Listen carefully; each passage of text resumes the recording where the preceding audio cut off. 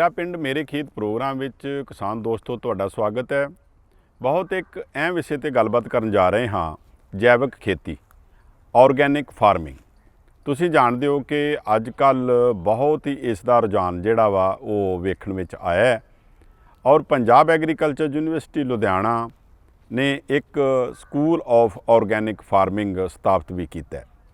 और इस अहम विषय ते गलबात करने वास्ते साडे दरम्यान पहुँचे ने डॉक्टर सोहन सिंह वालिया जी, जो पंजाब एग्रीकल्चर यूनीवर्सिटी लुधियाना दे ऑर्गैनिक स्कूल विखे सेवा निभा रहे हैं और इन्हां दा बहुत लंबा तजर्बा जिहड़ा है वो ऑर्गैनिक फार्मिंग दे विच है और इंटैग्रेटेड फार्मिंग सिस्टम दे विच है, जिन्हों के संयुक्त प्रणाली असी खेतीबाड़ी दी कहने हैं। सो डॉक्टर साहब साडे प्रोग्राम में तुहाडा स्वागत है और सब तो पहला आपां गलबात करांगे कि जो जैविक खेती है जां ऑर्गैनिक फार्मिंग आ, इस तो की भाव है और जिवें आपां ट्रैडिशनल साडी खेतीबाड़ी है ਉਹਦੇ ਨਾਲੋਂ ਇਹ ਕਿਵੇਂ ਵੱਖਰੀ ਹੈ ਜੀ। ਡਾਕਟਰ ਯਾਰ ਸਾਹਿਬ, ਜੈਵਿਕ ਖੇਤੀ ਤੋਂ ਭਾਵ ਆ ਜਦੋਂ ਅਸੀਂ ਕੋਈ ਵੀ ਰਸਾਇਣਿਕ ਦਵਾਈਆਂ, ਕੋਈ ਵੀ ਜੋ ਯੂਰੀਆ ਹੈ, ਸਾਡੀਆਂ ਰਸਾਇਣਿਕ ਖਾਦਾਂ ਨੇ, ਕੋਈ ਵੀ ਸਾਡੇ ਜਿਹੜੇ ਕੀਟਨਾਸ਼ਕ ਨੇ ਜਾਂ ਨਦੀਨਾਸ਼ਕ ਨੇ, ਉਹਨਾਂ ਦੀ ਵਰਤੋਂ ਤੋਂ ਬਗੈਰ ਜਦੋਂ ਅਸੀਂ ਆਪਣੇ ਦੇਸੀ ਤਰੀਕਿਆਂ ਦੇ ਨਾਲ ਆਪਣੀ ਜਿਹੜੀ ਫਸਲ ਨੂੰ ਉਗਾਈਏ, ਜਿਹਦੇ ਵਿੱਚ ਅਸੀਂ ਜਿਹੜੀ ਖੁਰਾਕੀ ਤੱਤਾਂ ਦੀ ਪੂਰਤੀ ਆ ਉਹ ਅਸੀਂ ਖਾਦਾਂ ਤੋਂ ਕਰੀਏ, ਜਿਹੜੀਆਂ ਅਸੀਂ ਜੈਵਿਕ ਖਾਦਾਂ ਬਣਾਉਂਦੇ ਆ ਆਪਣੇ ਖੇਤ ਦੇ ਵਿੱਚ ਹੀ ਤਿਆਰ ਕਰਾਂਗੇ। ਸਾਡੀ ਡੇਅਰੀ ਫਾਰਮਿੰਗ ਤੋਂ ਜਿਹੜਾ ਉਹਨਾਂ ਦਾ ਵੇਸਟ ਆਉਂਦਾ ਉਹ ਤੋਂ ਅਸੀਂ ਕੰਪੋਸਟ ਤਿਆਰ ਕਰਾਂਗੇ, ਗੰਡੋਆ ਖਾਦ ਤਿਆਰ ਕਰਾਂਗੇ, ਜਾਂ ਜਿਹੜੀ ਸਾਡੀ ਪਰਾਲੀ ਆ ਉਸ ਤੋਂ ਵੀ ਅਸੀਂ ਇਹਦੀ ਜਿਹੜੀ ਖੁਰਾਕੀ ਤੱਤ ਅਸੀਂ ਇਹਦੀ ਬਣਾ ਕੇ ਕੰਪੋਸਟ ਬਣਾ ਕੇ ਅਸੀਂ ਆਪਣੇ ਖੇਤਾਂ ਦੇ ਵਿੱਚ ਵਰਤਾਂਗੇ। ਤੋ ਇਹਦੇ 'ਚ ਅਸੀਂ ਕੋਈ ਵੀ ਮਤਲਬ ਜਿਹੜੇ ਰਸਾਇਣਿਕ ਚੀਜ਼ ਨਹੀਂ ਪਾਉਣੀ ਹੈਗੀ ਜਿਹੜੀ ਅਸੀਂ ਬਾਜ਼ਾਰੋਂ ਲੈਂਦੇ ਆ, ਜਿਹਦੇ 'ਚ ਸਾਡੀਆਂ ਰਸਾਇਣਿਕ ਦਵਾਈਆਂ ਆ ਗਈਆਂ, ਕੀਟਨਾਸ਼ਕ ਦਵਾਈਆਂ ਆ ਗਈਆਂ, ਸਾਡੇ ਵੀਡੀਸਾਈਡ ਆ ਗਏ। ਤੋ ਅਸੀਂ ਉਹ ਤੋਂ ਵਰਤੋਂ ਤੋਂ ਬਿਨਾਂ ਜਿਹੜਾ ਅਸੀਂ ਖੇਤ ਦੇ ਵਿੱਚ ਫਸਲ ਜਾਂ ਸਬਜ਼ੀਆਂ ਉਗਾਵਾਂਗੇ ਉਹਨੂੰ ਅਸੀਂ ਜੈਵਿਕ ਖੇਤੀ ਅਧੀਨ ਉਗਾਈਆਂ ਹੋਈਆਂ ਸਬਜ਼ੀਆਂ ਜਾਂ ਫਸਲਾਂ ਕਹਾਂਗੇ। ਡਾਕਟਰ ਸਾਹਿਬ, ਜਿਵੇਂ ਜੈਵਿਕ ਖੇਤੀ ਜਾਂ ਆਰਗੈਨਿਕ ਫਾਰਮਿੰਗ ਦੀ ਗੱਲ ਕੀਤੀ ਹੈ, ਸੋ ਇਸ ਦੇ ਨਾਲ ਇੱਕ ਸੁਭਾਵਿਕ ਹੈ ਕਿ ਪੰਜਾਬ ਦੇ ਵਿੱਚ ਬਲਕਿ ਸਾਰੇ ਭਾਰਤ ਦੇ ਵਿੱਚ ਕਾਫੀ ਇਹਦਾ ਬੋਲਬਾਲਾ ਹੁਣ ਚੱਲ ਰਿਹਾ ਕਿ ਪੰਜਾਬ ਐਗਰੀਕਲਚਰ ਯੂਨੀਵਰਸਿਟੀ ਲੁਧਿਆਣਾ ਇੱਕ ਬਹੁਤ ਮੰਨੀ ਪ੍ਰਮੰਨੀ ਯੂਨੀਵਰਸਿਟੀ ਹੈ ਔਰ ਜਿਸ ਦੇ ਵਿੱਚ ਜਿਹੜਾ ਸਕੂਲ ਆਫ ਆਰਗੈਨਿਕ ਫਾਰਮਿੰਗ ਵੀ ਸਥਾਪਿਤ ਕੀਤਾ ਗਿਆ ਹੈ ਔਰ ਤੁਸੀਂ ਉਸ ਸਕੂਲ ਦੇ ਵਿੱਚ ਸੇਵਾ ਨਿਭਾ ਰਹੇ ਹੋ। ਕੋਈ ਯੂਨੀਵਰਸਿਟੀ ਕਿਹੜੇ ਉਪਰਾਲੇ ਵਿਸ਼ੇਸ਼ ਤੌਰ ਤੇ ਆਰਗੈਨਿਕ ਫਾਰਮਿੰਗ ਨੂੰ ਪ੍ਰਫੁੱਲਤ ਕਰਨ ਵਾਸਤੇ ਕਰ ਰਹੀ ਹੈ, ਉਹਦੇ ਬਾਰੇ ਸਾਡੇ ਕਿਸਾਨ ਭਰਾਵਾਂ ਨੂੰ ਜ਼ਰੂਰ ਦੱਸ ਦਿਓ। ਜਿਸ ਤਰ੍ਹਾਂ ਸਾਡੀ ਜਿਹੜੀ ਲੋੜ ਆ, ਜੈਵਿਕ ਖੇਤੀ ਅਸੀਂ ਫੇਰ ਹੀ ਕਰਾਂਗੇ ਜੇਕਰ ਸਾਡੇ ਕੋਲ ਸਾਰੀ ਇਹਦੇ 'ਚ ਵਿਧੀ ਆਊਗੀ। ਤਾਂ ਅਸੀਂ ਬੀਜਣ ਤੋਂ ਲੈ ਕੇ ਇਹਦੀ ਵੱਢਣ ਤੱਕ, ਉਸ ਤੋਂ ਬਾਅਦ ਇਹਦੀ ਜਿਹੜੀ ਸਾਂਭ ਸੰਭਾਲ ਆ, ਉਹਦੇ 'ਤੇ ਸਾਡਾ ਜਿਹੜਾ ਨਿਰੰਤਰ ਜਿਹੜੀ ਖੋਜ ਸਾਡੀ ਜਾਰੀ ਹੈ। ਅਤੇ ਉਹਦੇ 'ਚੋਂ ਕੁਝ ਅਸੀਂ ਜਿਹੜਾ ਆਪਣੀ ਯੂਨੀਵਰਸਿਟੀ ਵੱਲੋਂ ਸਿਫਾਰਸ਼ਾਂ ਦੀ ਕਿਤਾਬ ਆ, ਅਸੀਂ ਉਹਦੇ ਵਿੱਚ ਇੱਕ ਚੈਪਟਰ ਵੀ ਦਿੱਤਾ ਆਰਗੈਨਿਕ ਫਾਰਮਿੰਗ ਦੇ ਉੱਤੇ, ਵੱਖ-ਵੱਖ ਜਿਹੜੀਆਂ ਫਸਲਾਂ ਦੇ ਉੱਤੇ ਕੰਮ ਕੀਤਾ ਸੀਗਾ, ਜਿਹਦੇ 'ਚ ਅਸੀਂ ਸਫਲ ਹੋਏ ਹਾਂ। ਉਹ ਅਸੀਂ ਉਹਦੇ 'ਚ ਵਿਧੀਆਂ ਵੀ ਦੱਸੀਆਂ ਨੇ ਸਾਰੀਆਂ। ਅਤੇ ਇਹਦੇ ਵਿੱਚ ਸਾਡੇ ਜਿਹੜਾ ਸਕੂਲ ਆਫ ਆਰਗੈਨਿਕ ਫਾਰਮਿੰਗ ਆ, ਇਹਦੇ 'ਚ ਸਾਡਾ ਸਟਾਫ ਹਰ ਪੱਖੋਂ ਆ, ਮਤਲਬ ਜਿਵੇਂ ਅਸੀਂ ਲਾ ਲਈਏ ਫਸਲਾਂ ਦੇ ਉੱਤੇ ਕੰਮ ਕਰਨ ਵਾਲੇ ਵੀ ਨੇ, ਸਬਜ਼ੀਆਂ ਦੇ ਉੱਤੇ ਕੰਮ ਕਰਨ ਵਾਲੇ ਵੀ ਨੇ, ਫਿਰ ਇਹਦੀ ਜਿਹੜੀ ਇਨਸੈਕਟੀਸਾਈਡ ਦੀ ਇਨਸੈਕਟਸ ਨੂੰ ਕੰਟਰੋਲ ਕਰਨ ਵਾਸਤੇ ਐਂਟੋਮੋਲੋਜਿਸਟ ਆਪਣਾ ਕੰਮ ਕਰ ਰਹੇ ਆ, ਪਲਾਂਟ ਪੈਥੋਲੋਜੀ ਵਾਲੇ ਬਿਮਾਰੀਆਂ ਤੋਂ ਇਹਨੂੰ ਕਿਸ ਤਰ੍ਹਾਂ ਬਚਾਇਆ ਜਾ ਸਕਦਾ ਉਹਦੇ ਉੱਤੇ ਕਾਫੀ ਜ਼ੋਰ ਨਾਲ ਕੰਮ ਕਰ ਰਹੇ ਨੇ। ਅਤੇ ਅਸੀਂ ਜਿਵੇਂ ਬਾਗਾਂ ਦੇ ਅਧੀਨ ਇਹਦਾ ਰਕਬਾ ਕਿਵੇਂ ਵਧਾਉਣਾ, ਉਹਦੇ ਉੱਪਰ ਵੀ ਸਾਡਾ ਜਿਹੜਾ ਕੰਮ ਬੜੀ ਵਿਸਤਾਰਪੂਰਵਕ ਸਾਡਾ ਜਾਰੀ ਆ। ਅਤੇ ਅਸੀਂ ਕਿਸਾਨਾਂ ਨੂੰ ਮਤਲਬ ਸੇਧਾਂ ਦਿਆਂਗੇ ਆਉਣ ਵਾਲੇ ਟਾਈਮ ਦੇ ਵਿੱਚ। ਅਤੇ ਕਾਫੀ ਸਾਡਾ ਕੰਮ ਜਿਹੜਾ ਇਹ 'ਚ ਪਬਲਿਸ਼ ਵੀ ਹੋਇਆ ਅਤੇ ਚੰਗੀ ਖੇਤੀ ਦੇ ਵਿੱਚ, ਪ੍ਰੋਗਰੈਸਿਵ ਫਾਰਮਿੰਗ ਦੇ ਵਿੱਚ ਸਾਡੇ ਰਸਾਲੇ ਦੇ ਵਿੱਚ ਜਿਹੜੇ ਲੇਖ ਵੀ ਛਪਦੇ ਨੇ। ਮਤਲਬ ਅੱਗੇ ਨੂੰ ਅਸੀਂ ਮਤਲਬ ਹੋਰ ਵੀ ਇਹਦਾ ਕੰਮ ਜ਼ਿਆਦਾ ਵਧਾਉਣਾ। ਸੋ ਡਾਕਟਰ ਸਾਹਿਬ, ਬੜੀ ਚੰਗੀ ਗੱਲ ਹੈ ਕਿ ਪੰਜਾਬ ਐਗਰੀਕਲਚਰ ਯੂਨੀਵਰਸਿਟੀ ਲੁਧਿਆਣਾ ਇਹਦੇ ਉੱਤੇ ਬਹੁਤ ਵਧੀਆ ਔਰ ਚੰਗਾ ਕੰਮ ਕਰ ਰਹੀ ਹੈ ਔਰ ਆਉਣ ਵਾਲੇ ਸਮੇਂ ਦੇ ਵਿੱਚ ਪੰਜਾਬ ਦੇ ਵਿੱਚ ਵੀ ਕਾਫੀ ਲੋਕ ਜਿਹੜੇ ਨੇ ਉਹ ਆਰਗੈਨਿਕ ਫਾਰਮਿੰਗ ਦੇ ਨਾਲ ਜੁੜਨਗੇ। ਸੋ ਗੱਲ ਆਉਂਦੀ ਆ ਕਿ ਡਾਕਟਰ ਸਾਹਿਬ ਦੇਖੋ, ਕਣਕ ਝੋਨਾ ਜਿਹੜਾ ਹੈ ਉਹ ਪੰਜਾਬ ਦੇ ਵਿੱਚ ਮੁੱਖ ਫਸਲਾਂ ਦੇ ਵਿੱਚ ਗਿਣਿਆ ਜਾਂਦਾ ਹੈ। ਤੇ ਤੁਸੀਂ ਜਦੋਂ ਆਰਗੈਨਿਕ ਫਾਰਮਿੰਗ ਦੀ ਗੱਲ ਕਰਾਂਗੇ, ਇਹ ਕੱਲੀਆਂ ਸਬਜ਼ੀਆਂ ਦੀ ਗੱਲ ਕਰੋਗੇ ਜਾਂ ਮੇਰੇ ਕਹਿਣ ਦਾ ਭਾਵ ਵੀ ਕਿਹੜੀਆਂ ਫਸਲਾਂ ਜਿਹੜੀਆਂ ਨੇ ਉਹ ਤੁਸੀਂ ਆਰਗੈਨਿਕ ਫਾਰਮਿੰਗ ਦੇ ਤਰੀਕੇ ਨਾਲ, ਜੈਵਿਕ ਖੇਤੀ ਦੇ ਤਰੀਕੇ ਨਾਲ ਲਗਵਾਓਗੇ? ਇਹਦੇ ਵਿੱਚ ਜਿਹੜਾ ਅਸੀਂ ਪਿਛਲੇ ਸਾਲਾਂ 'ਚ ਕੰਮ ਕੀਤਾ ਉਹਦੇ ਵਿੱਚ ਸਾਡਾ ਜਿਵੇਂ ਝੋਨੇ ਦੀ ਲਾ ਲਈਏ, ਝੋਨਾ ਅਸੀਂ ਜੈਵਿਕ ਖੇਤੀ ਨਾਲ ਕਰ ਸਕਦੇ ਹਾਂ, ਬਾਸਮਤੀ ਕਰ ਸਕਦੇ ਹਾਂ, ਮੱਕੀ ਕਰ ਸਕਦੇ ਹਾਂ, ਸੋਇਆਬੀਨ ਕਰ ਸਕਦੇ ਹਾਂ। ਹਾਂਜੀ। ਇਸ ਤਰ੍ਹਾਂ ਜਿਹੜਾ ਆਪਣਾ ਹਾੜੀ ਦਾ ਸੀਜ਼ਨ ਆ ਇਹਦੇ 'ਚ ਕਣਕ ਬਹੁਤ ਵਧੀਆ ਹੋ ਜਾਂਦੀ ਆ, ਗੋਭੀ ਸਰੋਂ ਬਹੁਤ ਵਧੀਆ ਹੋ ਜਾਂਦੀ ਆ, ਆਲੂ ਬੜੇ ਅੱਛੇ ਹੋ ਜਾਂਦੇ ਨੇ। ਅਸੀਂ ਕਈ ਫਸਲੀ ਚੱਕਰਾਂ ਦੇ ਉੱਤੇ ਵੀ ਕੰਮ ਕੀਤਾ, ਜਿਹਦੇ ਵਿੱਚ ਝੋਨਾ ਕਣਕ ਫਸਲੀ ਚੱਕਰ ਆ, ਬਾਸਮਤੀ ਕਣਕ ਫਸਲੀ ਚੱਕਰ ਆ, ਮੱਕੀ ਕਣਕ ਫਸਲੀ ਚੱਕਰ ਆ, ਸੋਇਆਬੀਨ ਕਣਕ ਫਸਲੀ ਚੱਕਰ ਆ, ਫਿਰ ਮੱਕੀ ਆਲੂ ਪਿਆਜ਼ ਫਸਲੀ ਚੱਕਰ ਆ, ਮੱਕੀ ਵਡਾਣਕ ਕਣਕ ਤੇ ਰਵਾਂ ਫਸਲੀ ਚੱਕਰ ਆ। ਇਸ ਤੋਂ ਇਲਾਵਾ ਅਸੀਂ ਹਲਦੀ ਤੇ ਪਿਆਜ਼ ਦੇ ਉੱਪਰ ਵੀ ਕੰਮ ਕੀਤਾ, ਉਹ ਫਸਲੀ ਚੱਕਰ ਵੀ ਅਸੀਂ ਜੈਵਿਕ ਖੇਤੀ ਦੇ ਨਾਲ ਅਸੀਂ ਕਰ ਸਕਦੇ ਹਾਂ। ਗੋਭੀ ਸਰੋਂ ਅਸੀਂ ਜੈਵਿਕ ਖੇਤੀ ਨਾਲ ਬੜੀ ਵਧੀਆ ਅਸੀਂ ਉਗਾ ਸਕਦੇ ਹਾਂ। ਇਸ ਤੋਂ ਇਲਾਵਾ ਮੈਂ ਇਹ ਦੱਸਣਾ ਚਾਹੁੰਦਾ ਕਿ ਜਦੋਂ ਅਸੀਂ ਜੈਵਿਕ ਖੇਤੀ ਕਰਨੀ ਆ, ਹਾਂਜੀ, ਤੇ ਇਹਦੇ ਵਿੱਚ ਸਾਨੂੰ ਜਿਹੜਾ ਮਤਲਬ ਖਾਦ ਆ ਉਹ ਵੀ ਸਾਨੂੰ ਆਰਗੈਨਿਕ, ਜਿਹੜੇ ਡੇਅਰੀ ਫਾਰਮਿੰਗ ਨੂੰ ਅਸੀਂ ਆਰਗੈਨਿਕ ਤਰੀਕੇ ਦੇ ਨਾਲ ਉਹਨਾਂ ਨੂੰ ਚਾਰਾ ਤਿਆਰ ਕੀਤਾ ਹੋਵੇ, ਉਹੀ ਅਸੀਂ ਉਹਨਾਂ ਨੂੰ ਚਾਰਾ ਪਾਉਣਾ। ਤੇ ਇਹਦੇ ਚਾਰਿਆਂ ਦੇ ਵਿੱਚ ਵੀ ਅਸੀਂ 2 ਫਸਲੀ ਚੱਕਰਾਂ ਦੇ ਉੱਤੇ ਕੰਮ ਕੀਤਾ, ਜਿਹਦੇ ਵਿੱਚ ਮੱਕੀ ਤੋਂ ਬਾਅਦ ਬਰਸੀਮ ਤੋਂ ਬਾਅਦ ਦੁਬਾਰਾ ਫਿਰ ਮੱਕੀ, ਜਾਂ ਫਿਰ ਬਾਜਰਾ, ਮੱਕੀ, ਬਰਸੀਮ ਤੋਂ ਦੁਬਾਰਾ ਫਿਰ ਮੱਕੀ ਤੇ ਜਮਾਂ ਰਵਾਂ। ਇਹ ਫਸਲੀ ਚੱਕਰ ਨੇ 2। ਇਹ ਅਸੀਂ ਜਿਹੜਾ ਚਾਰਾ ਆਰਗੈਨਿਕ ਤਰੀਕੇ ਦੇ ਨਾਲ ਉਗਾਇਆ ਹੋਇਆ, ਇਹ ਅਸੀਂ ਆਪਣੇ ਡੇਅਰੀ ਫਾਰਮਿੰਗ ਦੇ ਵਿੱਚ ਜਿਹੜੇ ਪਸ਼ੂ ਰੱਖੇ ਨੇ ਉਹਨਾਂ ਨੂੰ ਪਾਵਾਂਗੇ, ਤੇ ਉਹਨਾਂ ਦਾ ਜਿਹੜਾ ਫਿਰ ਅੱਗੇ ਵੇਸਟ ਆਉਂਦਾ ਉਹਨੂੰ ਫਿਰ ਅਸੀਂ ਉਹਦੀ ਕੰਪੋਸਟ ਬਣਾ ਕੇ ਹੀ ਅਸੀਂ ਆਪਣੇ ਖੇਤਾਂ ਦੇ ਵਿੱਚ ਪਾਵਾਂਗੇ। ਫਿਰ ਹੀ ਅਸੀਂ ਜਿਹੜੀ ਜੈਵਿਕ ਖੇਤੀ ਦੇ ਤੌਰ ਦੇ ਉੱਪਰ ਜੋ ਅਸੀਂ ਉਹ ਕਰ ਸਕਦੇ ਹਾਂ। ਜਿਹੜੀ ਬਾਹਰੋਂ ਆਪਾਂ ਕੋਈ ਵੀ ਰੂੜੀ ਦੀ ਖਾਦ ਲੈਣੀ ਆ, ਉਹ ਪਤਾ ਨਹੀਂ ਉਹਨਾਂ ਨੇ ਕਿਹੜੇ ਟੀਕੇ ਲਾਏ ਨੇ, ਕੀ ਕੀਤਾ ਹੋਇਆ, ਉਹ ਇਹਦੇ 'ਚ ਵਰਜਿਤ ਆ। ਜੇ ਪਿਓਰ ਜੈਵਿਕ ਖੇਤੀ ਕਰਨੀ ਆ ਤੇ ਉਹਨੂੰ ਰੂੜੀ ਜਿਹੜੀ ਪਾਉਣੀ ਆ ਉਹ ਵੀ ਜੈਵਿਕ ਹੀ ਹੋਣੀ ਚਾਹੀਦੀ ਹੈ। ਸੋ ਬੜੀ ਵਧੀਆ ਗੱਲ ਹੈ ਡਾਕਟਰ ਸਾਹਿਬ, ਤੁਸੀਂ ਬਹੁਤ ਵਧੀਆ ਕੰਮ ਪੰਜਾਬ ਐਗਰੀਕਲਚਰ ਯੂਨੀਵਰਸਿਟੀ 'ਚ ਕਰ ਰਹੇ ਹੋ। ਜੇ ਮੈਂ ਗੱਲ ਕਰਾਂ ਕਿ ਹੁਣ ਦੇਖੋ ਹਾੜੀ ਦਾ ਸੀਜ਼ਨ ਹੈ, ਕਣਕ ਲੋਕ ਬੀਜ ਰਹੇ ਨੇ ਔਰ ਕਣਕ ਦੇ ਨਾਲ ਹੋਰ ਫਸਲਾਂ ਵੀ ਬੀਜ ਰਹੇ ਨੇ, ਜਿਹਦੇ ਵਿੱਚ ਮੈਂ ਤੇਲ ਬੀਜ ਫਸਲਾਂ ਦੀ ਗੱਲ ਕਰਾਂ ਜਾਂ ਦਾਲਾਂ ਦੀ ਗੱਲ ਕਰਾਂ ਜਾਂ ਸਬਜ਼ੀਆਂ ਦੀ ਗੱਲ ਕਰਾਂ। ਤੇ ਵਿਸ਼ੇਸ਼ ਤੌਰ ਤੇ ਜਦੋਂ ਆਪਾਂ ਹਾੜੀ ਦੇ ਸੀਜ਼ਨ ਦੀ ਗੱਲ ਕਰਦੇ ਹਾਂ ਤੇ ਹੁਣ ਤੁਸੀਂ ਕੀ ਕਿਸਾਨਾਂ ਨੂੰ ਕਹਿ ਰਹੇ ਹੋ ਕਿ ਜਿਹੜੀ ਆਰਗੈਨਿਕ ਫਾਰਮਿੰਗ ਜਾਂ ਜੈਵਿਕ ਖੇਤੀ ਆ ਉਹਦੇ ਵਿੱਚ ਆ ਫਸਲਾਂ ਲਗਾਈਆਂ ਜਾਣ? ਇਹਦੇ ਵਿੱਚ ਜਿਹੜਾ ਹੁਣ ਸਾਡਾ ਹਾੜੀ ਦਾ ਸੀਜ਼ਨ ਚੱਲਦਾ, ਇਹਦੇ ਵਿੱਚ ਅਸੀਂ ਕਣਕ ਦੀ ਜੈਵਿਕ ਖੇਤੀ ਦੇ ਤੌਰ ਦੇ ਉੱਪਰ ਅਸੀਂ ਕਰ ਸਕਦੇ ਹਾਂ, ਗੋਭੀ ਸਰੋਂ ਅਸੀਂ ਜੈਵਿਕ ਖੇਤੀ ਦੇ ਤੌਰ ਦੇ ਉੱਪਰ ਉਗਾ ਸਕਦੇ ਹਾਂ, ਤੇ ਆਲੂ ਅਸੀਂ ਜੈਵਿਕ ਖੇਤੀ ਦੇ ਤੌਰ ਦੇ ਉੱਪਰ ਅਸੀਂ ਉਗਾ ਸਕਦੇ ਹਾਂ। ਇਸ ਤੋਂ ਬਾਅਦ ਫਿਰ ਪਿਆਜ਼ ਆਉਣੇ ਆ, ਆਪਾਂ ਜਨਵਰੀ 'ਚ ਬੀਜਾਂਗੇ, ਉਹ ਵੀ ਅਸੀਂ ਜੈਵਿਕ ਖੇਤੀ ਦੇ ਵਿੱਚ ਬੀਜ ਸਕਦੇ ਹਾਂ, ਸਫਲਤਾਪੂਰਵਕ ਬੀਜ ਸਕਦੇ ਹਾਂ। ਤੇ ਕਣਕ ਦੀ ਮੈਂ ਥੋੜ੍ਹਾ ਦੱਸਣਾ ਚਾਹੁੰਦਾ ਕਿ ਜਿਸ ਤਰ੍ਹਾਂ ਹੁਣ ਅੱਜ ਕੱਲ੍ਹ ਦਾ ਸੀਜ਼ਨ ਆ, ਕਣਕ ਦੀ ਬਿਜਾਈ ਹੋ ਰਹੀ ਆ, ਅਸੀਂ ਕਣਕ ਬਹੁਤ ਹੀ ਵਧੀਆ ਅਸੀਂ ਫਾਰਮਰਸ ਨੂੰ ਇਹ ਮੇਰੀ ਬੇਨਤੀ ਆ ਕਿ ਆਪਣੇ ਘਰ ਜੋਗੀ ਜ਼ਰੂਰ ਬੀਜਣ। ਤੇ ਇਹਦੇ ਵਿੱਚ ਆ ਕਿ ਜਿਹੜਾ ਬੀ ਅਸੀਂ ਪਹਿਲੀ ਵਾਰੀ ਜਿਹੜਾ ਮਰਜ਼ੀ ਕਣਕ ਦਾ ਬੀ ਲੈ ਲਓ, ਜੋ ਵੀ ਤੁਹਾਨੂੰ ਉਪਲਬਧ ਆ ਜਾਂ ਤੁਹਾਡੇ ਕੋਲ ਹੈਗਾ, ਜਾਂ PAU ਤੋਂ ਲੈ ਲਓ, ਜਿਹੜੀਆਂ ਸਾਡੀਆਂ ਯੂਨੀਵਰਸਿਟੀ ਦੀਆਂ ਵੈਰਾਈਟੀਆਂ ਦੀ ਸਿਫਾਰਿਸ਼ ਕੀਤੀ ਹੋਈ ਆ। ਤੇ ਅਗਲੇ ਸਾਲ ਫਿਰ ਜਿਹੜਾ ਇਹ ਤੁਸੀਂ ਜੈਵਿਕ ਤੌਰ ਦੇ ਉੱਪਰ ਤੁਸੀਂ ਇਹ ਕਣਕ ਉਗਾਓਗੇ, ਉਹ ਅਗਲੇ ਸਾਲ ਵਾਸਤੇ ਆਪਣਾ ਬੀ ਰੱਖ ਲਿਓ। ਤੇ ਜਿਹੜਾ ਇਹਦੇ 'ਚ ਕੋਈ ਵੀ ਆਪਾਂ ਹਾਈਬ੍ਰਿਡ ਬੀ ਆ ਉਹ ਨਹੀਂ ਵਰਤਣਾ। ਚਲੋ ਕਣਕ 'ਚ ਤਾਂ ਹਾਈਬ੍ਰਿਡ ਹੁੰਦਾ ਵੀ ਨਹੀਂ, ਜਿਹੜੀਆਂ ਹੋਰ ਫਸਲਾਂ ਨੇ ਉਹਦੇ 'ਚ ਅਸੀਂ ਹਾਈਬ੍ਰਿਡ ਬੀ ਨਹੀਂ ਵਰਤਣਾ, ਸਿਰਫ ਵੈਰਾਈਟੀਆਂ ਅਸੀਂ ਇਹਦੇ 'ਚ ਵਰਤ ਸਕਦੇ ਹਾਂ ਵੀ ਜਿਹਦਾ ਅਸੀਂ ਬੀ ਅੱਗੇ ਨੂੰ ਰੱਖ ਕੇ ਅਸੀਂ ਦੁਬਾਰਾ ਉਹਨੂੰ ਬੀਜ ਸਕੀਏ। ਤੇ ਵੈਰਾਈਟੀ ਜਿਹੜੀ ਮਰਜ਼ੀ ਲੈ ਲਓ, ਸਾਡਾ ਜਿਹੜਾ ਸੀਡ ਰੇਟ ਆ ਉਹ ਅਸੀਂ ਉਨਾ ਹੀ ਪਾਉਣਾ ਜਿੰਨਾ 40 ਕਿਲੋ 1 ਕਿੱਲੇ ਦਾ ਪੈਂਦਾ।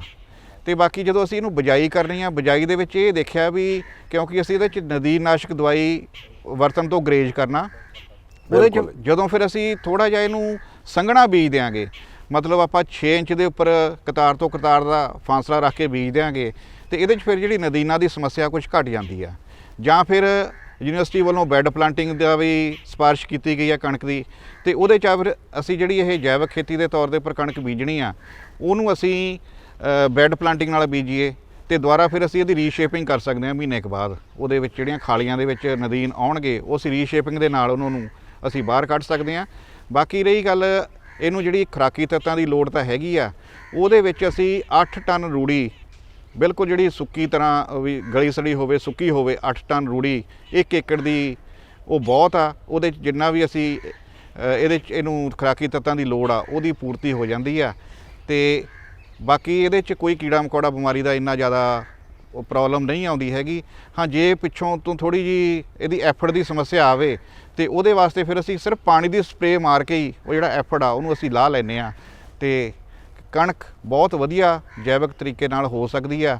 ਤੇ ਫਾਰਮਰਸ ਨੂੰ ਇਹੀ ਆ ਵੀ ਪਹਿਲਾਂ ਸ਼ੁਰੂਆਤ ਕਰਨ ਆਪਣੇ ਘਰ ਦੀ ਜਿਹੜੀ ਖੁਰਾਕ ਆ, ਕਣਕ ਜਿਹੜੀ ਆਪਾਂ ਨੂੰ ਲੋੜ ਆ, ਉਹ ਆਪਣੇ ਫਾਰਮ ਤੋਂ ਹੀ ਪੈਦਾ ਕਰ ਲੈਣ, ਉਸ ਤੋਂ ਬਾਅਦ ਫਿਰ ਉਹਨੂੰ ਅਗਲੇ ਸਾਲਾਂ 'ਚ ਵਧਾ ਲੈਣ।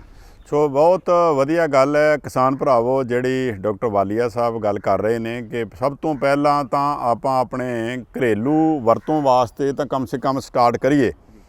ਸੋ ਡਾਕਟਰ ਸਾਹਿਬ ਗੱਲ ਫਿਰ ਉੱਥੇ ਆਉਂਦੀ ਆ ਕਿ ਤੁਸੀਂ ਜੈਵਿਕ ਰੂੜੀ ਦੀ ਗੱਲ ਕੀਤੀ ਆ, ਜੈਵਿਕ ਖਾਦ ਦੀ ਗੱਲ ਕੀਤੀ ਆ ਕਿ ਜੈਵਿਕ ਖਾਦ ਜਦੋਂ ਆਪਾਂ ਉਹਨੂੰ ਪਾਉਂਦੇ ਆ, ਭਾਵੇਂ ਦੂਸਰੇ ਬੰਨੇ ਆਪਾਂ ਯੂਰੀਆ ਦੀ ਗੱਲ ਕਰੀਏ ਜਾਂ ਸੁਪਰ ਦੀ ਗੱਲ ਕਰੀਏ ਜਾਂ DAP ਦੀ ਗੱਲ ਕਰੀਏ, ਤੇ ਜੈਵਿਕ ਖਾਦ ਤੋਂ ਤੁਹਾਡਾ ਕੀ ਭਾਵ ਹੈ? ਜਾਂ ਫਿਰ ਜੇ ਮੈਂ ਦੂਸਰੇ ਲਫ਼ਜ਼ਾਂ 'ਚ ਕਹਾਂ, ਜੇ ਜੈਵਿਕ ਖਾਦ ਬਣਾਉਣੀ ਹੋਵੇ ਤੇ ਇੱਕ ਕਿਸਾਨ ਜਿਹੜਾ ਵਾ ਉਹ ਆਪਣੇ ਖੇਤਾਂ 'ਚ ਬਣਾ ਸਕਦਾ, ਇਹਦੇ ਬਾਰੇ ਜ਼ਰੂਰ ਦੱਸ ਦਿਓ। ਇਹਦੇ 'ਚ ਇਹੀ ਆ ਵੀ ਅਸੀਂ ਆਪਣੇ ਖੇਤੀ ਖਰਚੇ ਵੀ ਘਟਾਉਣੇ ਆ। ਜਦੋਂ ਅਸੀਂ ਜੈਵਿਕ ਖੇਤੀ ਕਰਨੀ ਆ, ਜਿਹੜਾ ਅਸੀਂ ਯੂਰੀਏ ਦੇ ਉੱਪਰ ਅਸੀਂ ਖਰਚਾ ਕਰਦੇ ਆ, ਉਹ ਅਸੀਂ ਇਹਦੇ 'ਚ ਆਪਣਾ ਬਚਾ ਸਕਦੇ ਹਾਂ। DAP ਤੋਂ ਅਸੀਂ ਜਿਹੜਾ ਖਰਚਾ ਕਰਦੇ ਹਾਂ, ਅੱਜ ਕੱਲ੍ਹ ਦੇਖੋ ਕਿੰਨੀ ਕਿੱਲਤ ਵੀ ਆਈ ਹੋਈ ਹੈ DAP ਦੀ, ਉਹ ਵੀ ਸਾਨੂੰ ਖਰਚਾ ਕਰਨ ਦੀ ਲੋੜ ਨਹੀਂ ਹੈਗੀ। ਅਸੀਂ ਆਪਣੇ ਘਰੇ ਹੀ, ਅਸੀਂ ਆਪਣੇ ਫਾਰਮ ਦੇ ਉੱਪਰ ਹੀ ਅਸੀਂ ਕੰਪੋਸਟ ਤਿਆਰ ਕਰ ਸਕਦੇ ਹਾਂ, ਜਿਹਦੇ ਵਿੱਚ ਜਿਹੜਾ ਸਾਡਾ ਡੇਅਰੀ ਫਾਰਮਿੰਗ ਦਾ ਸਾਡਾ ਜਿਹੜਾ ਉਹਨਾਂ ਦਾ ਵੇਸਟ ਆ ਸਮੇਤ, ਜਿਹੜੀ ਉਹਦੀ ਅਸੀਂ ਇਹਨਾਂ ਆਪਣਾ ਠੰਡ ਦੇ ਮਹੀਨਿਆਂ ਦੇ ਵਿੱਚ ਅਸੀਂ ਇਹਦੇ 'ਚ ਪਰਾਲੀ ਵੀ ਪਾਉਂਦੇ ਹਾਂ, ਥੱਲੇ ਵਿਛਾ ਦਿੰਦੇ ਹਾਂ ਗਾਈਆਂ ਮੱਝਾਂ ਦੇ ਥੱਲੇ ਸੁੱਕ ਦੇ ਤੌਰ ਦੇ ਉੱਪਰ। ਸਗੋਂ ਇਹਦੇ 'ਚ ਰਿਆੜ ਸਾਹਿਬ ਇਹ ਫਾਇਦਾ ਵੀ ਹੁੰਦਾ ਵੀ ਜਿਹੜੀ 1 ਕਿਲੋ ਜਿਹੜੀ ਪਰਾਲੀ ਆ ਨਾ, ਉਹਦੇ 'ਚ ਤਕਰੀਬਨ 2-2.5 ਲੀਟਰ ਇਹਦੇ 'ਚ ਪਿਸ਼ਾਬ ਸੋਕਿਆ ਜਾਂਦਾ। ਵਾਹ। ਤੇ ਉੱਦਾਂ ਜਿਹੜਾ ਪਿਸ਼ਾਬ ਆ ਉਹ ਬਾਹਰ ਵੇਸਟ ਹੀ ਜਾਣਾ। ਤੇ ਜਦੋਂ ਅਸੀਂ ਸਾਰਾ ਦਾ ਸਾਰਾ ਇਕੱਠਾ ਕਰਕੇ ਅਸੀਂ ਆਪਣੇ ਜਿਹੜੇ ਟੋਏ ਪੱਟ ਕੇ ਉਹਦੇ 'ਚ ਇਹਦੀ ਅਸੀਂ ਰੂੜੀ ਦੀ ਬਹੁਤ ਵਧੀਆ ਤਰੀਕੇ ਨਾਲ ਤਿਆਰ ਕਰ ਸਕਦੇ ਹਾਂ। 3-4 ਮਹੀਨਿਆਂ ਦੇ ਵਿੱਚ, 4 ਮਹੀਨਿਆਂ ਦੇ ਵਿੱਚ ਇਹਦੀ ਰੂੜੀ ਬਹੁਤ ਵਧੀਆ ਤਿਆਰ ਹੋ ਜਾਂਦੀ ਹੈ। ਹਾਂਜੀ। ਤੇ ਉਹ ਵੀ ਅਸੀਂ ਫਿਰ ਜਿਹੜੀ ਰੂੜੀ ਆ ਉਹ ਅਸੀਂ ਅਗਲੇ ਸੀਜ਼ਨ 'ਚ ਆਪਣੀਆਂ ਫਸਲਾਂ ਦੇ ਵਿੱਚ ਪਾ ਸਕਦੇ ਹਾਂ। ਤੇ ਇਸ ਤੋਂ ਇਲਾਵਾ ਇੱਕ ਗੰਡੋਆ ਖਾਦ ਆ। ਗੰਡੋਆ ਖਾਦ ਦੇ ਵਿੱਚ ਵੀ ਆਪਾਂ ਇਹੀ ਚੀਜ਼ਾਂ ਹੀ ਵਰਤਣੀਆਂ ਨੇ, ਜਿਸ ਤਰ੍ਹਾਂ ਜਿਹੜਾ ਸਾਡੇ ਡੇਅਰੀ ਫਾਰਮਿੰਗ ਦੇ ਵਿੱਚ ਜਿਹੜਾ ਉਹਦਾ ਵੇਸਟ ਹੋ ਗਿਆ, ਸਾਡਾ ਈਵਨ ਜਿਹੜਾ ਸਾਡਾ ਘਰੇਲੂ ਵੇਸਟ ਹੋ ਗਿਆ, ਅਸੀਂ ਉਹ ਵੀ ਵਰਤ ਸਕਦੇ ਹਾਂ। ਉਹਦੇ 'ਚ ਮੈਂ 1-2 ਨੁਕਤੇ ਦੱਸਣੇ ਆ ਵੀ ਜਦੋਂ ਵੀ ਅਸੀਂ ਗੰਡੋਆ ਖਾਦ ਤਿਆਰ ਕਰਨੀ ਆ, ਉਹਦੇ 'ਚ ਸਾਨੂੰ ਵੀ ਰਾ ਮਟੀਰੀਅਲ ਨਹੀਂ ਵਰਤਣਾ ਚਾਹੀਦਾ। ਜਦੋਂ ਅਸੀਂ ਰਾ ਮਟੀਰੀਅਲ ਕੱਚਾ ਜਿਹੜਾ ਹੈਗਾ ਸਾਡਾ ਮਟੀਰੀਅਲ, ਉਹਦੇ 'ਚ ਜਦੋਂ ਅਸੀਂ ਗੰਡੋਏ ਛੱਡਦੇ ਆ ਤੇ ਉਹ ਮਰ ਜਾਂਦੇ ਆ। ਸਾਨੂੰ ਜਿਹੜਾ ਆਧਾ ਗਲਿਆ ਸੜਿਆ, ਮਤਲਬ ਮਹੀਨਾ ਸਵਾ ਮਹੀਨਾ ਹੋ ਗਿਆ ਹੋਵੇ ਨਾ ਸਾਨੂੰ ਕੋਈ ਚੀਜ਼ ਜਿਹੜੀ ਗਲੀ ਸੜੀ ਆ, ਉਹਦੇ 'ਚ ਅਸੀਂ ਜਦੋਂ ਗੰਡੋਏ ਛੱਡਦੇ ਆ, ਉਸ ਤੋਂ ਬਾਅਦ ਗੰਡੋਆ ਖਾਦ ਬਹੁਤ ਵਧੀਆ ਅਸੀਂ ਘਰੇ ਤਿਆਰ ਕਰ ਸਕਦੇ ਹਾਂ। ਘਰੇਲੂ ਵੀ ਅਸੀਂ ਆਪਣੀਆਂ ਸਬਜ਼ੀਆਂ 'ਚ ਪਾ ਸਕਦੇ ਹਾਂ, ਅਸੀਂ ਆਪਣੇ ਗਮਲਿਆਂ 'ਚ ਪਾ ਸਕਦੇ ਹਾਂ, ਤੇ ਈਵਨ ਬਾਹਰ ਵੇਚ ਵੀ ਸਕਦੇ ਹਾਂ। ਜਦੋਂ ਜੈਵਿਕ ਖਾਦ ਦੀ ਗੱਲ ਕਰਦੇ ਹਾਂ, ਡਾਕਟਰ ਵਾਲੀਆ ਸਾਹਿਬ ਨੇ ਦੱਸਿਆ ਨਾ, ਜਿਵੇਂ ਕਿ ਆਪਾਂ ਘਰੇ ਵੀ ਇਹ ਜੈਵਿਕ ਖਾਦ ਜਿਹੜੀ ਆ ਉਹ ਬਣਾ ਸਕਦੇ ਹਾਂ। ਸੋ ਡਾਕਟਰ ਸਾਹਿਬ, ਜਿਵੇਂ ਹਾੜ੍ਹੀ ਦੇ ਸੀਜ਼ਨ ਦੇ ਵਿੱਚ ਹੁਣ ਕੁਝ ਸਬਜ਼ੀਆਂ ਵੀ ਨੇ, ਤੇ ਸਬਜ਼ੀਆਂ ਤਾਂ ਹੁਣ ਆਮ ਹਰ ਘਰ ਦੇ ਵਿੱਚ ਹੀ ਸਬਜ਼ੀ ਹੋਵੇ ਜਾਂ ਫਰੂਟ ਹੋਵੇ ਤੇ ਇਹ ਵਰਤਿਆ ਜਾਂਦਾ। ਕਿ ਇਸ ਸੀਜ਼ਨ ਦੇ ਵਿੱਚ ਕੋਈ ਕਿਹੜੀਆਂ ਸਬਜ਼ੀਆਂ, ਜੇ ਮੈਂ ਸਿੱਧੀ ਗੱਲ ਕਰਾਂ ਵੀ ਸਾਰੇ ਸਾਲ ਦੇ ਵਿੱਚ ਆਪਾਂ ਕਿਹੜੀਆਂ ਸਬਜ਼ੀਆਂ ਤੇ ਕਿਹੜਾ ਫਲ ਫਰੂਟ ਅਸੀਂ ਆਰਗੈਨਿਕ ਤਰੀਕੇ ਤੇ ਲੈ ਸਕਦੇ ਹਾਂ। ਦੇਖੋ, ਹਰ ਕੋਈ ਕਿਸਾਨ ਜਾਂ ਹਰ ਕੋਈ ਸ਼ਹਿਰੀ ਇਹ ਚਾਹੁੰਦਾ ਵੀ ਮੈਨੂੰ ਆਰਗੈਨਿਕ ਚੀਜ਼ਾਂ ਮਿਲਣ, ਤੇ ਉਹਦੇ ਵਾਸਤੇ ਜਿਹੜੀਆਂ ਐਫਰਟ ਤੁਸੀਂ ਕਰ ਰਹੇ, ਕੋਸ਼ਿਸ਼ਾਂ ਕਰ ਰਹੇ ਹੋ ਯੂਨੀਵਰਸਿਟੀ ਵੱਲੋਂ, ਇਹ ਬਹੁਤ ਜ਼ਿਆਦੀਆਂ ਤੇ ਵਧੀਆ ਨੇ। ਤੇ ਪਰ ਲੋਕਾਂ ਨੂੰ ਵੀ ਪਤਾ ਲੱਗੇ ਵੀ ਕਿਹੜੀ ਸਬਜ਼ੀ ਜਿਹੜੀ ਆ ਆਰਗੈਨਿਕਲੀ ਕਰ ਸਕਦੇ। ਇਹਦੇ 'ਚ ਸਾਨੂੰ ਸਬਜ਼ੀ ਦੀ ਹਰ ਰੋਜ਼ ਸਾਨੂੰ ਲੋੜ ਆ, ਤੇ ਬਾਹਰੋਂ ਜਦੋਂ ਅਸੀਂ ਸਬਜ਼ੀ ਲੈਂਦੇ ਆ, ਉਹਦੇ 'ਚ ਸਾਨੂੰ ਇਹ ਪਤਾ ਨਹੀਂ ਹੈਗਾ ਵੀ ਇਹਦੇ 'ਚ ਸਪਰੇਅ ਕਦੋਂ ਕੀਤੀ ਹੋਈ ਆ, ਕੱਲ੍ਹ ਕੀਤੀ, ਪਰਸੋਂ ਕੀਤੀ ਆ, ਉਹ ਸਪਰੇਅ ਵਾਲੀ। ਤੇ ਕਈ ਸਾਡੇ ਕਿਸਾਨ ਵੀਰ ਉਹ ਨਹੀਂ ਵੀ ਕਰਦੇ, ਲੇਕਿਨ ਸਾਨੂੰ ਪਤਾ ਨਹੀਂ ਹੈਗਾ ਵੀ ਇਹ ਸਬਜ਼ੀ ਦੇ ਉੱਤੇ ਪਹਿਲਾਂ ਕੀ ਕੀਤਾ ਹੋਇਆ। ਤੇ ਕਿਸਾਨ ਵੀਰਾਂ ਨੂੰ ਇਹੀ ਬੇਨਤੀ ਆ ਕਿ ਆਪਣੇ ਘਰ ਜੋਗੀਆਂ ਸਬਜ਼ੀਆਂ, ਜਿਹੜਾ ਯੂਨੀਵਰਸਿਟੀ ਵੱਲੋਂ ਮਾਡਲ ਦਿੱਤਾ ਗਿਆ 6 ਮੀਟਰ ਬਾਏ 6 ਮੀਟਰ ਦਾ, ਉਹਦੇ 'ਚ ਲਾ ਕੇ ਅਸੀਂ ਆਪਣੇ ਘਰੇਲੂ ਲੋੜਾਂ ਤਾਂ ਪੂਰੀਆਂ ਕਰ ਲਈਏ, ਤੇ ਇਹਦੇ 'ਚ ਅਸੀਂ ਹਰ ਤਰ੍ਹਾਂ ਦੀ ਜਿਹੜੀ ਸਬਜ਼ੀ ਆ ਉਹ ਅਸੀਂ ਲਾ ਸਕਦੇ ਹਾਂ। ਜਿਹੜੀਆਂ ਅਸੀਂ ਜੈਵਿਕ ਖੇਤੀ ਦੇ ਤੌਰ ਦੇ ਉੱਪਰ ਜਿਹੜੀਆਂ ਸਬਜ਼ੀਆਂ ਦੀ ਸਿਫਾਰਿਸ਼ ਕੀਤੀ ਆ, ਉਹਨਾਂ ਦੇ ਵਿੱਚ ਆਲੂ ਨੇ। ਇਸ ਸਾਲ ਅਸੀਂ ਭਿੰਡੀ ਦੀ ਸਿਫਾਰਿਸ਼ ਵੀ ਕੀਤੀ ਆ। ਭਿੰਡੀ ਤੋਂ ਬਾਅਦ ਅਸੀਂ ਮਟਰ ਲਾ ਸਕਦੇ ਹਾਂ, ਤੇ ਮਟਰਾਂ ਤੋਂ ਬਾਅਦ ਫਿਰ ਅਸੀਂ ਦੁਬਾਰਾ ਮੂਲੀ ਲਾ ਸਕਦੇ ਹਾਂ। ਤੋ ਜਿਹੜੀਆਂ ਪਿਆਜ਼ ਵੀ ਲਾ ਸਕਦੇ ਹਾਂ ਅਸੀਂ ਜੈਵਿਕ ਖੇਤੀ ਦੇ ਤੌਰ ਦੇ ਉੱਪਰ।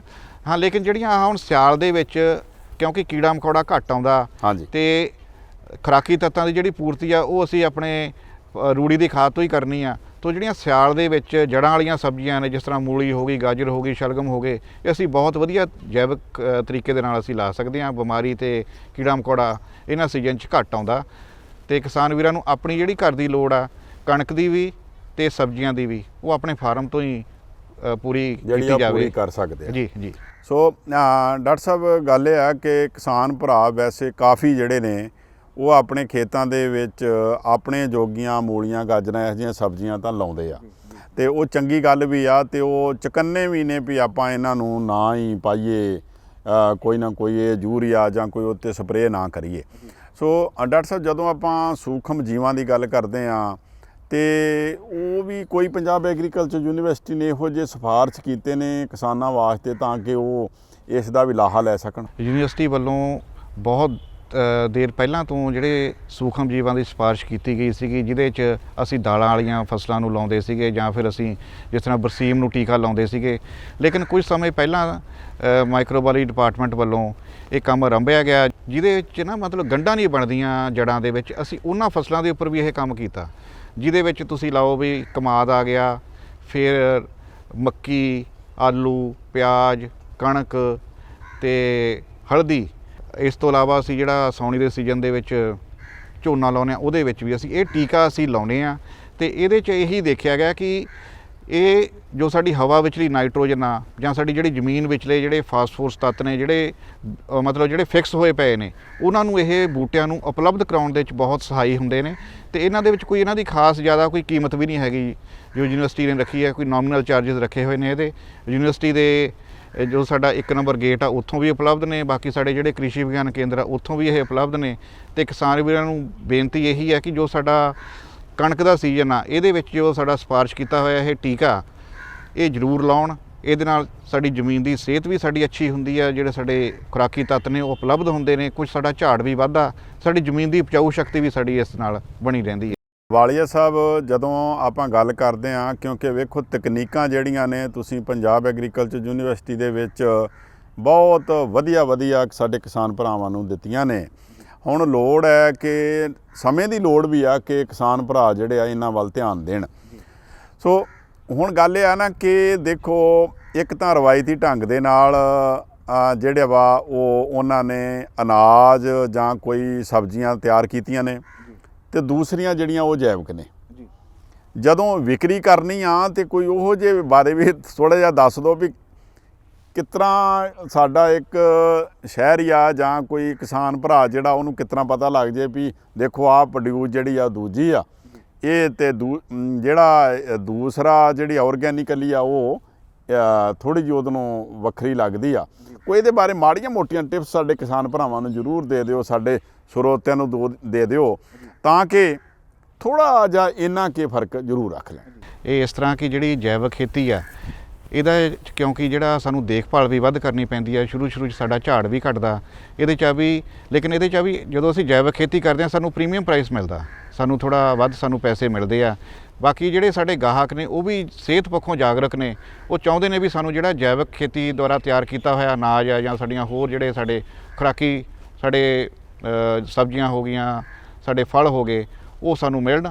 ਤੇ ਇਹੀ ਆ ਕਿ ਅੱਜ ਕੱਲ੍ਹ ਸਾਡੇ ਨਾ ਜਿਹੜਾ ਇਹਦਾ ਸਰਟੀਫਿਕੇਸ਼ਨ ਦਾ ਸਿਸਟਮ ਆ, ਸਰਟੀਫਿਕੇਸ਼ਨ ਦੇ ਵਿੱਚ ਕੁਝ ਕਈ ਵਾਰੀ ਹੁੰਦਾ ਵੀ ਪੈਸੇ ਵੱਧ ਲੱਗਦੇ ਆ। ਉਹ ਗਰੁੱਪ ਸਰਟੀਫਿਕੇਸ਼ਨ ਹੋ ਸਕਦੀ ਹੈ ਜਦੋਂ ਅਸੀਂ ਬਾਹਰ ਅਸੀਂ ਇਹਨੂੰ ਜੈਵਿਕ ਖੇਤੀ ਦੁਆਰਾ ਤਿਆਰ ਕੀਤੀਆਂ ਵਸਤਾਂ ਨੂੰ ਅਸੀਂ ਭੇਜਣਾ। ਲੇਕਿਨ ਇੱਕ ਪਾਰਟੀਸਪੇਟਰੀ ਗਰੰਟੀ ਸਿਸਟਮ ਆ, ਉਹਦੇ 'ਚ PGS ਸਿਸਟਮ ਆ, ਉਹਦੇ 'ਚ ਆ ਵੀ ਇਹ ਆਪਾਂ ਫਾਰਮਰ ਆਪਣੇ ਤੌਰ ਦੇ ਉੱਪਰ ਹੀ ਆਪਣਾ ਗਰੁੱਪ ਬਣਾ ਲੈਂਦੇ ਆ ਤੇ ਉਹਦੇ 'ਚ ਵੀ ਇੱਕ ਦੂਜੇ ਦਾ ਉਹ ਦੇਖਦੇ ਆ ਵੀ ਕੀ ਇਹਦਾ ਜਿਹੜਾ ਜੈਵਿਕ ਖੇਤੀ ਦੇ ਤੌਰ ਦੇ ਉੱਪਰ ਤਿਆਰ ਕੀਤਾ ਹੋਇਆ ਸਹਿਮਤੀ ਆ ਸਾਡੀ, ਉਹਦੇ ਉੱਪਰ ਵੀ ਇਹ PGS ਸਿਸਟਮ ਨਾਲ ਸਰਟੀਫਿਕੇਸ਼ਨ ਕਰਕੇ ਵੀ ਅਸੀਂ ਜੈਵਿਕ ਖੇਤੀ ਦੇ ਨਾਲ ਜਿਹੜੇ ਤਿਆਰ ਕੀਤੇ ਹੋਏ ਆਪਣੇ ਪਦਾਰਥ ਨੇ ਉਹ ਅਸੀਂ ਵੇਚ ਸਕਦੇ ਹਾਂ। ਤਾਂ ਇਹ ਸਾਡਾ ਇਹ ਸਸਤਾ ਤੇ ਟਿਕਾਊ ਕੰਮ ਆ। ਤੇ ਬਾਕੀ ਆ ਵੀ ਜਿਹੜਾ ਕਿਸਾਨ ਵੀਰ ਜੈਵਿਕ ਖੇਤੀ ਕਰਦਾ ਉਹਨੂੰ ਉਹਦੀ ਮਾਰਕੀਟ ਆਪਣੇ ਆਪ ਹੀ ਬਣ ਜਾਂਦੀ ਆ। ਲੋਕ ਤਾਂ ਉਹਦੇ ਕੋਲ ਜਿਵੇਂ ਜਿਹੜੀ ਕਣਕ ਆ ਉਹ ਪਹਿਲਾਂ ਹੀ ਬੁੱਕ ਕਰਾ ਦਿੰਦੇ ਆ ਵੀ ਸਾਡੀ ਤੁਸੀਂ ਬੁੱਕ ਕਰ ਲਓ, ਪਹਿਲਾਂ ਹੀ ਕਣਕ ਜਦੋਂ ਬਿਜਾਈ ਹੋ ਗਈ ਆ ਨਾ ਵੀ ਸਾਡੀ ਬੁੱਕ ਕਰ ਲਓ। ਅਸੀਂ ਈਵਨ ਪ੍ਰੀਮੀਅਮ ਪ੍ਰਾਈਸ ਦੇ ਉੱਪਰ ਵੀ ਅਸੀਂ ਇਹਨੂੰ ਦੇਣ ਨੂੰ ਤਿਆਰ ਆ। ਮੰਡੀ ਤਾਂ ਆਪੇ ਬਣ ਜਾਂਦੀ ਆ ਵੀ ਉਹ ਆ ਵੀ ਇੱਕ ਸ਼ੁਰੂਆਤ ਕਰਨ ਦੀ ਲੋੜ ਆ ਸਾਨੂੰ। ਵੇਖੋ ਮੈਨੂੰ ਲੱਗਦਾ ਕਿ ਜੋ ਮੈਂ ਹੁਣ ਤੱਕ ਸਮਝਿਆ ਕਿ ਵਿਸ਼ਵਾਸ ਇਹਦੇ ਵਿੱਚ ਜਿਹੜਾ ਵਾ ਨਾ ਉਹ ਬਹੁਤ ਜ਼ਰੂਰੀ ਆ। ਵਿਸ਼ਵਾਸ ਦੇ ਨਾਲ ਉਹ ਜਿਹੜੀ ਉਹਦਾ ਉਤਪਾਦ ਔਰ ਪ੍ਰੀਮੀਅਮ ਤੇ ਫਿਰ ਵਾਕਿਆ ਹੀ ਜਦੋਂ ਉਹਦੇ ਵਿੱਚ ਕੋਈ ਤੁਸੀਂ ਇਨਸੈਕਟੀਸਾਈਡ ਪੈਸਟੀਸਾਈਡ ਕੋਈ ਸਪਰੇਅ ਨਹੀਂ ਕੀਤੀ ਤੇ ਸੁਭਾਵਕ ਹੈ ਕਿ ਸਾਰਾ ਕੰਮ ਜਿਹੜਾ ਹੈ ਉਹਦਾ ਆਰਗੈਨਿਕ ਹੋਵੇਗਾ। ਸੋ ਡਾਕਟਰ ਸਾਹਿਬ ਦੇਖੋ ਫਸਲਾਂ ਨੂੰ ਸਮੇਂ-ਸਮੇਂ 'ਤੇ ਕੀੜੇ ਮਕੌੜੇ ਤੇ ਬਿਮਾਰੀਆਂ ਜਿਹੜੀਆਂ ਨੇ ਵਿਸ਼ੇਸ਼ ਤੌਰ 'ਤੇ ਜਦੋਂ ਮੈਂ ਗੱਲ ਕਰਾਂ ਸਬਜ਼ੀਆਂ ਦੀ ਤੇ ਉਹ ਤਾਂ ਕਾਫੀ ਆ ਜਾਂਦੀਆਂ ਵਾ ਤੇ ਜੇ ਉਹ ਰੱਬ ਨਾ ਕਰੇ ਜ਼ਿਆਦਾ ਕੀੜੇ ਮਕੌੜੇ ਜਾਂ ਬਿਮਾਰੀਆਂ ਆ ਜਾਣ ਤੇ ਉਹਨਾਂ ਦੀ ਰੋਕਥਾਮ ਵਾਸਤੇ ਵੀ ਕੋਈ ਪੰਜਾਬ ਐਗਰੀਕਲਚਰ ਯੂਨੀਵਰਸਿਟੀ ਨੇ ਉਪਰਾਲੇ ਕੀਤੇ ਨੇ ਜਿਹੜੇ ਤੁਸੀਂ ਕਿਸਾਨਾਂ ਨੂੰ ਸਿਫਾਰਿਸ਼ ਕਰ ਰਹੇ ਹੋ? ਜੈਵਿਕ ਖੇਤੀ ਦੇ ਵਿੱਚ ਜਿਹੜੇ ਅਸੀਂ ਬਿਮਾਰੀਆਂ ਤੋਂ ਬਚਾਉਣ ਵਾਸਤੇ ਤੇ ਕੀੜੇ ਮਕੌੜਿਆਂ ਤੋਂ ਬਚਾਉਣ ਵਾਸਤੇ ਨਿਰੰਤਰ ਸਾਡਾ ਕੰਮ ਡਿਪਾਰਟਮੈਂਟ ਦੇ ਵਿੱਚ ਜਾਰੀ ਆ ਤੇ ਉਹਦੇ 'ਚ ਇਹੀ ਅਸੀਂ ਕੱਢ ਕੇ ਦੇਖਿਆ ਵੀ ਜਿਹੜੇ ਕੀੜੇ ਮਕੌੜਿਆਂ ਤੋਂ ਬਚਾਉਣ ਵਾਸਤੇ ਅਸੀਂ ਜਿਹੜਾ ਨਿੰਮ ਦੀ ਜਾਂ ਨਮੋਲੀਆਂ ਤੋਂ ਜਾਂ ਉਹਨਾਂ ਦੇ ਜਿਹੜੇ ਪੱਤਿਆਂ ਤੋਂ ਅਸੀਂ ਉਹਦਾ ਜਿਹੜੀ ਦਵਾਈ ਬਣਾ ਸਕਦੇ ਹਾਂ, ਘਰੇ ਹੀ ਬਣਾ ਸਕਦੇ ਹਾਂ। ਬਿਲਕੁਲ। ਤੇ ਉਹਦੇ ਨਾਲ ਸਾਡੇ ਜਿਹੜੇ ਕਾਫੀ ਹੱਦ ਤੱਕ ਜਿਹੜਾ ਸਾਡੇ ਕੀੜੇ ਮਕੌੜਿਆਂ ਦਾ ਸਾਡਾ ਕੰਟਰੋਲ ਹੋ ਜਾਂਦਾ। ਤੇ ਬਾਕੀ ਜਿਹੜੀਆਂ ਬਿਮਾਰੀਆਂ ਉਹਦੇ ਵਾਸਤੇ ਟ੍ਰਾਈਕੋਡਰਮਾ ਜੋ ਸਾਡੀ ਯੂਨੀਵਰਸਿਟੀ ਦੇ ਵਿੱਚੋਂ ਹੀ ਪਲਾਂਟ ਪੈਥੋਲੋਜੀ ਡਿਪਾਰਟਮੈਂਟ 'ਚੋਂ ਮਿਲਦਾ, ਉਹਦੇ 'ਚ ਜਿਸ ਤਰ੍ਹਾਂ ਆਪਣੀ ਬਾਸਮਤੀ ਦੇ ਵਿੱਚ ਜਿਹੜੀ ਫੁੱਟ ਰੌਟ ਦੀ ਬਿਮਾਰੀ ਪੈਂਦੀ ਆ ਉਹਦੇ 'ਚ ਕਾਫੀ ਕਾਰਗਰ ਇਹ ਸਿੱਧ ਹੋਇਆ। ਤੇ ਕੀੜੇ ਮਕੌੜੇ ਤੇ ਬਿਮਾਰੀਆਂ ਦਾ ਅਸੀਂ ਇਹਦੇ 'ਚ ਇਲਾਜ ਕਰ ਸਕਦੇ ਹਾਂ, ਮਤਲਬ ਇਹਦੀ ਘਟਾ ਸਕਦੇ ਹਾਂ ਕਾਫੀ ਇਹਦੀ ਮਾਤਰਾ। ਵਾਕਿਆ ਹੀ ਜਦੋਂ ਨਿੰਮ ਦਾ ਜਿਹੜਾ ਯੋਗਦਾਨ ਆ ਉਹ ਤਾਂ ਬਹੁਤ ਜ਼ਿਆਦਾ ਇਹਦੇ ਵਿੱਚ ਹੋ ਸਕਦਾ ਹੈ। ਸੋ ਜਦੋਂ ਡਾਕਟਰ ਸਾਹਿਬ ਆਪਾਂ ਇੰਟੈਗਰੇਟਡ ਆਰਗੈਨਿਕ ਫਾਰਮਿੰਗ ਦੀ ਗੱਲ ਕਰਦੇ ਹਾਂ, ਮੈਂ ਜੋ ਸਮਝਣਾ ਹੈ ਕਿ ਜਦੋਂ ਤੁਸੀਂ ਸਬਜ਼ੀਆਂ ਜਾਂ ਕੁਝ ਹੋਰ ਚੀਜ਼ਾਂ ਵਿੱਚ ਲਾਉਂਦੇ ਹੋ ਤੇ ਵਾਕਿਆ ਉਹਦਾ ਉਤਪਾਦਨ ਵੀ ਵਧੇਗਾ ਤੇ ਕੀੜੇ ਮਕੌੜਿਆਂ ਦਾ ਵੀ ਥੋੜ੍ਹਾ ਜਿਹਾ ਉਹਦਾ ਹੱਲ ਹੋ ਸਕਦਾ। ਕਿ ਇਹਦੇ ਬਾਰੇ ਜਦੋਂ ਆਪਾਂ ਕਿਸਾਨਾਂ ਨੂੰ ਕੀ ਕਹਿਣਾ ਚਾਹਾਂਗੇ ਕਿ ਇੰਟੈਗਰੇਟਡ ਆਰਗੈਨਿਕ ਫਾਰਮਿੰਗ ਜਿਹੜੀ ਉਹ ਕਿਹੜੇ ਤਰੀਕੇ ਦੇ ਨਾਲ ਕੀਤੀ ਜਾ ਸਕਦੀ? ਇਹ ਰਿਆੜ ਸਾਹਿਬ ਇਸ ਤਰ੍ਹਾਂ ਇਹ ਇੱਕ ਨਵਾਂ ਕਨਸੈਪਟ ਆ ਜਿਹਦੇ ਵਿੱਚ ਅਸੀਂ ਇੱਕ ਮਾਡਲ ਤਿਆਰ ਕੀਤਾ ਕਿ ਜਿਹਦੇ 'ਚ ਆਪਣੀ ਜਿਹੜੀ ਘਰੇਲੂ ਲੋੜ ਆ, ਜਿਹੜੇ ਛੋਟੇ ਫਾਰਮਰ ਨੇ, ਜਿਹੜੇ ਛੋਟੇ ਕਿਸਾਨ ਨੇ, ਉਹ ਆਪਣੀ ਘਰੇਲੂ ਲੋੜ ਆਪਣੇ ਫਾਰਮ ਤੋਂ ਹੀ ਸਾਰੀ ਪੈਦਾ ਕਰਨ।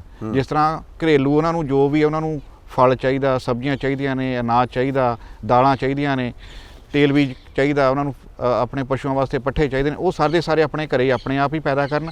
ਤੇ ਇਹਦੇ 'ਚ ਜਿਹੜੀ ਫਿਰ ਇੱਕ ਚੀਜ਼ ਦੀ ਜਿਹੜੀ ਆਊਟਪੁੱਟ ਆ, ਜਿਸ ਤਰ੍ਹਾਂ ਹੁਣ ਆਪਾਂ ਡੇਅਰੀ ਫਾਰਮਿੰਗ ਆ, ਉਹਦੀ ਜਿਹੜੀ ਆਊਟਪੁੱਟ ਆਈ ਉਹਨੂੰ ਅਸੀਂ as a source of nutrient ਅਸੀਂ ਯੂਜ਼ ਕਰਾਂਗੇ ਆਪਣੀਆਂ ਫਸਲਾਂ ਨੂੰ ਉਗਾਉਣ ਵਾਸਤੇ। ਉਹਦੇ 'ਚ ਅਸੀਂ ਬਾਹਰੋਂ ਯੂਰੀਆ ਨਹੀਂ ਲੈ ਕੇ ਆਵਾਂਗੇ। ਅਸੀਂ ਆਪਣਾ ਜਿਹੜਾ ਛੋਟੇ ਫਾਰਮਰ ਨੇ ਜਿਹੜੇ ਉਹ ਇਸ ਤਰ੍ਹਾਂ ਦਾ ਮਾਡਲ ਉਹਨਾਂ ਨੂੰ ਇਹ ਮਤਲਬ ਦੇਣਾ ਵਾ ਕਿ ਜਿਹੜਾ ਉਹਨਾਂ ਦਾ ਘਰੇ ਹੀ ਸਾਰਾ ਉਹਨਾਂ ਦਾ ਸਰ ਜਾਵੇ, ਬਾਹਰੋਂ ਕੋਈ ਚੀਜ਼ ਬਿਲਕੁਲ ਨਾ ਲੈ ਕੇ ਆਉਣੀ ਪਵੇ। ਆਪਾਂ ਨੂੰ ਜੈਵਿਕ ਖੇਤੀ ਵਾਸਤੇ ਇਹੋ ਜਿਹੇ ਉਪਰਾਲੇ ਕਰਨ ਦੀ ਬਹੁਤ ਸਖਤ ਜ਼ਰੂਰਤ ਹੈ। ਔਰ ਕਿਸਾਨ ਭਰਾਵੋ, ਤੁਸੀਂ ਸੁਣਿਆ ਕਿ ਪੰਜਾਬ ਐਗਰੀਕਲਚਰ ਯੂਨੀਵਰਸਿਟੀ ਲੁਧਿਆਣਾ ਜੈਵਿਕ ਖੇਤੀ ਦੇ ਵਿੱਚ ਬਹੁਤ ਉਪਰਾਲੇ ਕਰ ਰਹੀ ਹੈ ਔਰ ਤੁਹਾਨੂੰ ਸਿਫਾਰਸ਼ਾਂ ਵੀ ਵੱਖਰੇ ਟਾਈਮ 'ਤੇ ਕੀਤੀਆਂ ਨੇ। ਸੋ ਡਾਕਟਰ ਵਾਲੀਆ ਸਾਹਿਬ, ਸਾਡੇ ਕਿਸਾਨ ਭਰਾਵਾਂ ਨਾਲ ਗੱਲਬਾਤ ਕਰਨ ਲਈ ਤੁਹਾਡਾ ਬਹੁਤ ਧੰਨਵਾਦ।